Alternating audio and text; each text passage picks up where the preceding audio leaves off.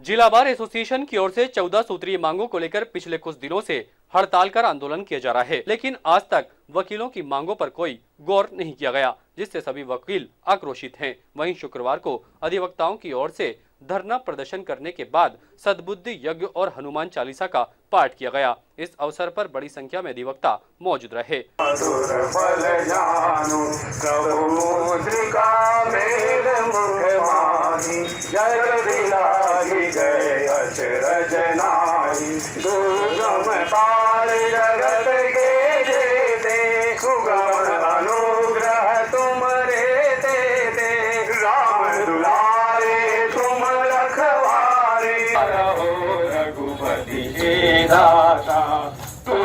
भजन राम को भावे, जन्म जन्म के दुख बिसरावे। अधिवक्ताओं ने कहा कि 14 सूत्रीय मांग और डीजे को सद्बुद्धि देने के लिए ये हनुमान चालीसा का पाठ किया गया है और सद्बुद्धि यज्ञ के जरिए भगवान से कामना की गई है कि न्यायिक अधिकारियों को सद्बुद्धि दी जाए। इसके साथ ही उन्होंने कहा कि जब तक उनकी 14 सूत्रीय मांगों को पूरा नहीं किया जाता, उनका धरना प्रदर्शन आंदोलन इसी तरह से चलता रहेगा और मांगे पूरी नहीं हुई तो न्यायिक कार्य भी ऐसे ही स्थगित रहेगा। वहीं वकीलों के इस कार्य बहिष्कार के चलते परिवादियों को भी खासी परेशानी उठानी पड़ रही है, क्योंकि न्यायिक कार्य ठप हो जाने की वजह से पक्षकार काफी परेशान हो रहे हैं। ये हड़ताल तो आपको जैसे पता है कि देश की व्यवस्था का अभिन्न अंग है न्यायपालिका, और न्यायपालिका का अभिन्न अंग है वकील समुदाय।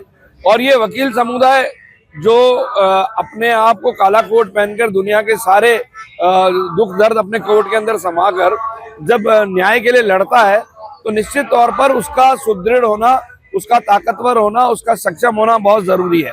क्योंकि न्याय दिलाने वाला ही अगर सक्षम होगा तो न्याय की व्यवस्था कैसी होगी। तो वकील अगर असुरक्षित रहेगा, वकील के अगर ध्यान नहीं दिया जाएगा तो देश नहीं चल पाएगा। क्योंकि गरीब को, असहाय को, निर्धन को उसको न्याय दिलाने वाला कौन है? न्याय करने वाले कोई और हो सकते हैं, लेकिन न्याय दिलाने वाला वकील है। और जब वकील ही असुरक्षित रहेगा, वकील व्यथित रहेगा, वकील परेशान रहेगा, वकील का मानसिक रूप से, शारीरिक रूप से अगर उसका शोषण और पोषण नहीं होगा तो निश्चित तौर पर जनता का शोषण होगा।